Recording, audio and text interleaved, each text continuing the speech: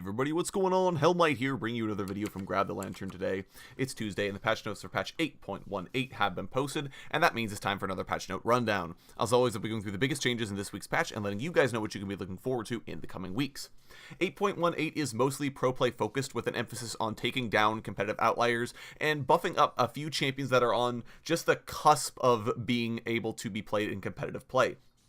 Additionally, 8.18 will see the sudden departure of Nexus Blitz that will be returning to the lab to be worked on a little bit more, but Odyssey will be here on this patch. So all those fresh new skins that just got spoiled, the new game mode, all of those will be on this patch, make no mistake. So you will be able to pick up any of those skins and play in the new PvE mode. Very excited about that. Anyways, let's go ahead and move on to the changes. Now, these are mostly champion adjusted. I don't believe there are any changes focused around items or any other systems. So let's go ahead and jump right into things. First up, Aatrox is actually getting buffed in this patch. The last set of changes have really reduced his lane bullying, so he's not nearly as good in lane as he used to be. So Riot are now okay with buffing his late game in order to get him back into a good spot. His E's passive healing against champions has been increased, so still not against jungle monsters, but against champions. And his R's bonus attack damage has been increased as well, so hopefully Aatrox will feel a little bit better about the late game scenarios now that he can't reliably win lane all the time. Akali is being nerfed in this patch. I did talk about this in yesterday's video, forgetting to check the patch notes that were currently up. So, my mistake, but Akali is being nerfed. Riot are saying that she's too reliably able to get kills if she has all of her buttons available. So what they're doing is reducing the damage on the low counterplay part of her kit in order to make it so that Akali doesn't just immediately kill you. Her R's base damage on both casts, both the first dash and the second dash, have been reduced, so it'll be a lot harder for Akali to just press every button and kill you instantly. She will need to get a few more of those passive procs going. Braum is being nerfed on this patch. He's been a very strong bot lane support, not necessarily meta warping, but definitely preferred, so he is being nerfed. Right now he's too sturdy even without his defensive cooldown, so Riot are reducing his base health in order to make him a little bit more vulnerable with it when he doesn't have Stand Behind Me or Unbreakable available. His base health has been decreased by 30, which is kind of a big deal in early game scenarios. He will have to be very much so a lot more careful in these early phases of the game if he wants to get through it, and will be more reliant on these cooldowns. So we'll see how that winds out.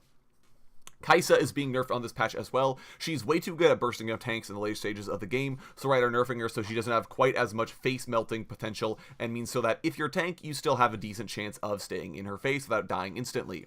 Her passive's proc damage has been reduced to 15% at all levels.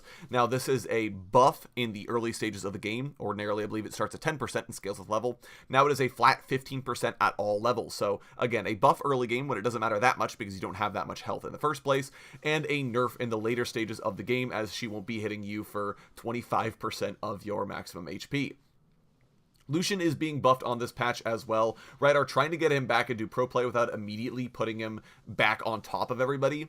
So he is getting a couple of nerfs in order to try and make that a little bit better, but without making him immediately too good. His Q's AD ratio has been increased, as that's the point of his kit where there's the most counterplays. You can actually dodge Lucian Q. It is not untargetable. You can flash away with it. So we'll see if this is enough to put Lucian back in the meta without also making him the best marksman. Renekton is actually being buffed on this patch as well. Riot are trying to let Renekton throw around his early game strength a little bit more, while also giving him some fallback options by making his E a lot stronger in matchups he's actually losing. His empowered E's damage has been increased, and the armor reduction has been increased at early ranks. What this means is that Renekton should be a little bit stronger in lane, as he is supposed to be, while also giving him a little bit more of a fallback option, since he'll have that increased armor shred to make him relevant, even in later stages of the game, or in a game where he's not doing that great. Ryze is getting nerfed on this patch. Turns out a targeted route is still pretty good, especially in pro play, where you can reliably use it to set up picks or to set up ganks. His W's empowered route duration is down to 1.5 seconds from 2 seconds, so if he is able to hit you with it, you won't be stunned for quite as long. You will have a better chance of actually getting out and not dying instantly. So we'll see if it's enough to reduce Ryze's efficiency in pro play without completely removing him from the meta. My guess is it probably will put him back in the garbage tier, but we'll see. Sejuani is being nerfed in this patch as well. Riot are reducing her early clear speed and dueling potential because she has a lot of strengths, and those two aren't necessarily strengths she really needs. Her E's base damage has been decreased, and the explosion on her R's Glacial Storm has been reduced. The slow duration has been reduced down to 1 second from 3 seconds, so it's not quite as good of a zoning tool as it was before. Hopefully this makes it so that Sejuani isn't a must pick anymore. I'm pretty sure this will just put Sejuani right back into the gutter, but we won't have to deal with seeing her in every single game. In professional play, it'll just be Gragas. Speaking of top-tier competitive junglers, Trundle is being nerfed as well. His level 2 or even level 3 ganks with the Pillar are incredibly strong at the moment, especially if he's able to come to a low mobility mid laner, someone like Kassadin, who literally has no way of getting out of his range if he comes that early in the game. So are reducing his effectiveness at setting up these early ganks. His E's cooldown has been increased, first of all, but the slow percentage has also been massively decreased at early ranks. It was 30% at rank 1, it's down to 15%, so you'll barely be slowed while running around a Trundle Pillar at early ranks. Now, it was buffed at later ranks. It's actually up to a 55% slow from a 50% slow at maximum rank, so if you are ranking the E up pretty early on, or are trying to get that going as your second max possibly, you'll feel a lot better about it, but at the early ganks will be significantly worse. So I think this is go a long way towards reducing the strength that early Trundle has, as his Pillar won't be quite as effective of a tool at guaranteeing a kill.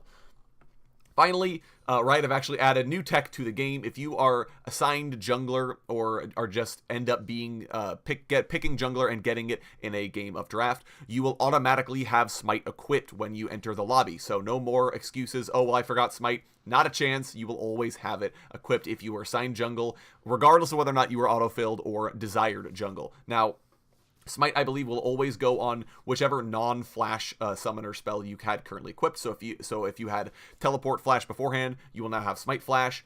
If you have if you have 2 non-flash spells equipped, it will always go on the D key. So we'll see how this ends up working out. Very excited to see that this is finally an option. Anyways, that's going to be it for me today, guys. Thank you all so very much for watching. Let me know which changes you guys are most looking forward to in the comment section below. Would love to hear your thoughts. If you enjoyed the video today, go ahead and leave a like. And if you really enjoyed the video, consider subscribing. I upload a video every Monday, Friday, and on patch days, like today as well. And if you're looking for more Grab the Lantern content, you can check out my blog, which is linked down in the description. I upload an article just about each and every single day for your enjoyment. Once again, thank you guys so very much for watching. I do appreciate it. And I will talk to you all later.